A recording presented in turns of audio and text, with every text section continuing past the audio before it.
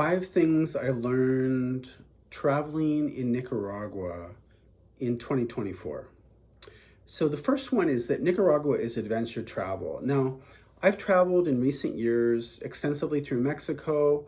I've also visited Ecuador and Costa Rica as well as Nicaragua. And I found that of all the places that I've been, of those four countries, that Nicaragua is the one that would definitely take the cake in terms of being an adventure travel destination. What do I mean by that? Well, I mean that I use the word primitive. I have to be careful with primitive. I'm not talking about a jungle tribe or something. I just mean that they don't necessarily have all the niceties and comforts and pleasures and joys. They have their own pleasures and joys, I'm sure, but they don't have the standard of living that we're used to in the developed West. Um, I live in the United States. I came home from this trip in Nicaragua and we went to Costco, bought a few $100s worth of groceries. And, this is just like a sort of the normal routine, right? You go to Costco, you're going to drop a few hundred there, right? So it'll happen for a lot of people. Um, you come home with like packages and bags and things wrapped in plastic and bulk items. And, it's just so foreign from what life was like when we were in Nicaragua. I mean, in Nicaragua, you can go to the grocery store and you can get a watermelon and you can get a papaya and get a mango or whatever, or you buy it on the street, but you don't have like package. Now there are packaged things there, but it's just different. It's not Costco. Let's just put it that way. So, my splitting hairs, I don't think so. I think that the standard of living is just more basic in Nicaragua. Definitely in terms of grocery stores. Even in terms of like certain places where we were at, where there were more motorcycles than cars on the road. So that just gives you an idea that it's not just a common thing for people to just go out and buy a car. First of all, they probably have to pay cash. I doubt that they're going to get a loan. I don't know for sure. Correct me if I'm wrong. Write it in the comments. But, in Nicaragua, there were places where we were at where there were many more motorcycles and quads, ATVs, than there were automobiles, So it just gives you an idea of the standard of living. I mean, we'd walk from our hotel to the restaurant and, we'd walk by homes that were, kind of corrugated metal. I mean, it wasn't quite the slums of Rio image that you might have, but I mean, it was definitely, more basic construction of the homes. Obviously the weather, they can get by with, a little bit more open air. It probably doesn't help when there's a hurricane going through, and that's why these places get devastated, because that's how a lot of construction is. It's kind of basic. But definitely a different standard of living. And, you noticed it. The restaurants that we were eating in were, kind of where the tourists went to eat, right? But the people that are living there, like they're not eating in those restaurants, most of them. We could see them spreading rice out to dry, in their front yard, or, how, like, in Mexico, for instance, like you can see them making the masa for the tortillas and stuff. So in Nicaragua, we just found the standard of living to be a notch or two, notch and a half lower than what we were used to. And this is why I called it adventure travel, because it takes a little bit more to, deal with that kind of environment, because we're just not used to it. It's just different. It makes it more interesting and more exciting. That's why, when you think of an adventure, well, an adventure is a cool thing. And Nicaragua was cool, and I really enjoyed it. But it's not like, we went to Costa Rica on the same trip where we ended up going to Nicaragua. And Costa Rica is much more made out for the sort of average Western tourist. I mean, they've been doing tourism hardcore for decades. It's their main industry, as I understand it, in the country, and it's just a totally different thing than Nicaragua. Nicaragua was just on a different level. Not a bad thing. I'm just pointing out that it's different. Two, the people are friendly. People were super friendly in Nicaragua. They would wave at us, say hi. It's different than some of the other countries that we've been to. I mean, we found friendly people in all the countries we've been to, but this was a little bit more. It was a little bit more engaging. I mean, to be honest, when we went to Ecuador last year, we found people very friendly there as well. But the Nicaraguans were just warm-hearted, engaging, smile, a laugh, a wave, hello. It's just a pleasant environment to be in. They clearly were welcoming of tourists. It was not, they weren't oversaturated. My understanding is that there's like 1 million, Americans and Canadians that live in Mexico.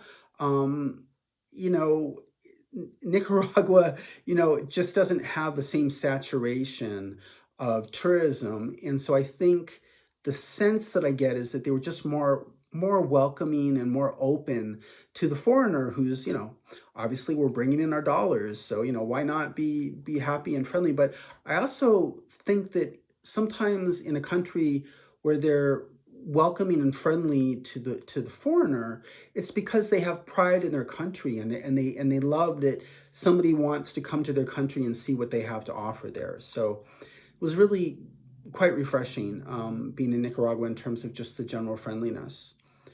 Number three of the five things I learned while traveling in Nicaragua, and that was that dollars were accepted in many of the tourist places that we were at. Restaurants, grocery stores. Not sure about grocery stores, but often, like in restaurants, they would give you the total in dollars and in the local currency. So, it was you could pay in dollars if you wanted to. It was really interesting. We weren't really expecting that, and so that was, it made it more flexible in terms of we could have some local currency and we could have some dollars, and we can kind of pick and choose what we wanted to spend. A lot of times when we took taxis, like private taxis that we would we'd find on the internet or whatever, and then on Facebook or something, and then we'd connect with these private drivers, or we'd be recommended from our hotel or Airbnb, and these private taxi drivers would take dollars. Typically it would just be like, $25 here to there, $40 here to there. And you would pay in dollars. So that was convenient. The other thing that I have to mention is that from the ATMs, you could pull out local currency. Forgive me, I was in Costa Rica and Nicaragua on the same trip, but I think it's Cordobas in Nicaragua. And so you could take out Cordobas or you could take out dollars from the ATM. So you could just pull out US cash from their ATM machine from the bank. So that was really interesting and convenient. So, and along the lines of money, number four of the five things I learned while traveling in Nicaragua, five of the things that I learned while traveling in Nicaragua, is that it was dirt cheap, especially coming from Costa Rica, which is right next door. They border each other. We crossed the land border. Costa Rica was not cheap. I mean, I think that's to be expected. It's probably one of the more expensive Latin American countries. But Nicaragua is probably one of the cheapest countries, if not the cheapest of the ones that we visited in recent years. I mean, it was just really dramatic. I mean, one time I took a taxi.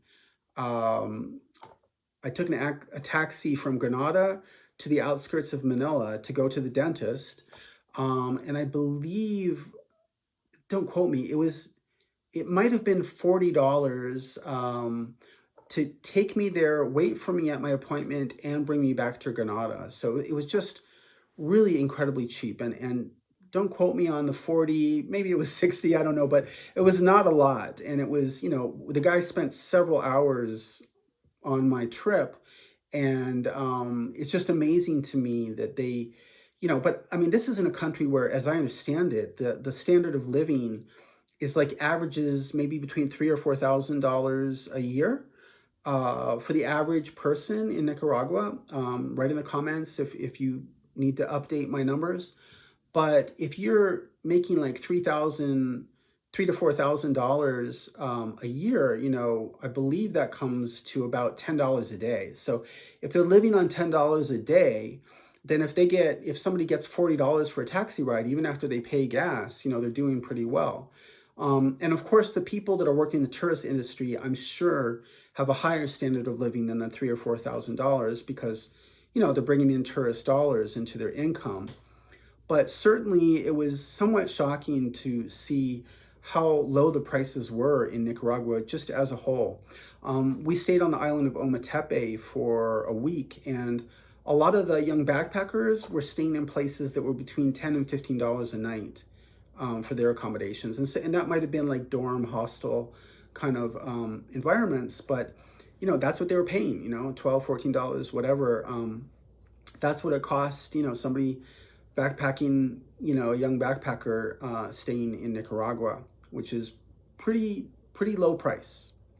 So along the lines of that, I mentioned the dental appointment. Number five of the things that I learned in Nicaragua while traveling there in 2024, this year, I was just got back a few weeks ago, is that the healthcare was quality. Now, healthcare, I need to specify, I went to the dentist, as I mentioned.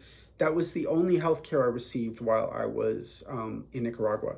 But I got 4 fillings, and they were $40 a piece. I don't think you can get fillings for $40 a piece many places in the United States anymore.